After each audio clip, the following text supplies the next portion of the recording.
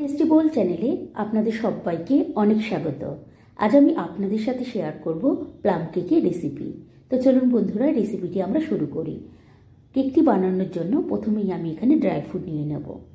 আমি এখানে ব্যবহার করেছি কাজু, কিশমিশ, টুটি ফুটি, চেরি, আমন্ড, খেজুর এবং রেজিন।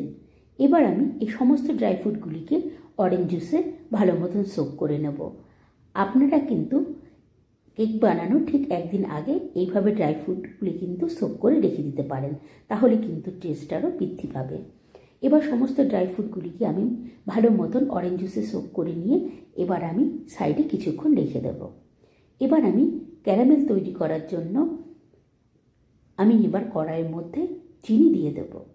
এবার আমি চিনি ভালো মতো নাড়াচাড়া করে নিয়ে আমি ক্যারামেল তৈরি করে নেব। আপনারা একটু চেষ্টা করবেন যাতে ক্যারামেলের কালারটা একটু ডিপ হয়, কিন্তু খেয়াল করবেন যাতে পুড়ে না যায়। এবার ক্যারামেল তৈরি হয়ে গেলে আমি এবার কেকটি তৈরি করব। এর জন্য আমি এখানে একটি পাত্রের মধ্যে বাটার এবং আইসিং সুগার নিয়ে নেব। এবার আমি বাটার এবং আইসিং সুগার ভালো মতন আমি মিশিয়ে নেব। একটু সময় নিয়ে ভালো মতন আপনারা মিশিয়ে নেবেন। মেশানো হয়ে গেলে এবার আমি আগের থেকে তৈরি করে রাখা যে ক্যারামেল, সেই ক্যারামেলটি এবার আমি এখানে দিয়ে দেব। এবার আমি ক্যারামেলটি ভালো মতন আমি বাটারের সাথে নাড়াচাড়া করে মিশিয়ে নেব। মেশানো হয়ে গেলে এবার আমি এখানে আগের থেকে অরেঞ্জ জুসে সোক করে রাখা যে ড্রাই ফ্রুট, সেই ড্রাই ফ্রুটটি এবার আমি এই বাটারের মধ্যে দিয়ে দেব। এবার আমি ভালো মতন ড্রাই ফ্রুটগুলিকে বাটারের সাথে মিশিয়ে নেব। মেশানো যখন হয়ে যাবে এবার আমি এখানে ড্রাই ইনগ্রিডিয়েন্টসগুলো দিয়ে দেব। এর জন্য প্রথমেই আমি একটি চালনির মধ্যে ময়দা, দারচিনির গুঁড়ো, জয়িত্রীর গুঁড়ো এবং বেকিং পাউডার আমি দিয়ে দেব। এবার আমি এই সমস্ত ড্রাই ইনগ্রিডিয়েন্টসগুলিকে ভালো মতন আমি চালনির সাহায্যে চেলে নিয়ে এবার আমি এই ব্যাটারের মধ্যে ভালো মতন কিন্তু এই ড্রাই ইনগ্রিডিয়েন্টসগুলি মিশিয়ে নেব। এখানে একটু সময় নিয়ে আপনারা ভালো মতন কিন্তু মিশিয়ে নেবেন। এবার যখন ব্যাটারটি মেশানো হয়ে যাবে এবার আমি এখানে ডিম দিয়ে দেব। আমি কিন্তু ডিম আগে ব্যবহার করিনি। আমি কিন্তু এরকম ব্যাটার তৈরি হয়ে যাওয়ার পর আমি এই 3টে ডিম পরপর ফাটিয়ে দিয়ে দেব।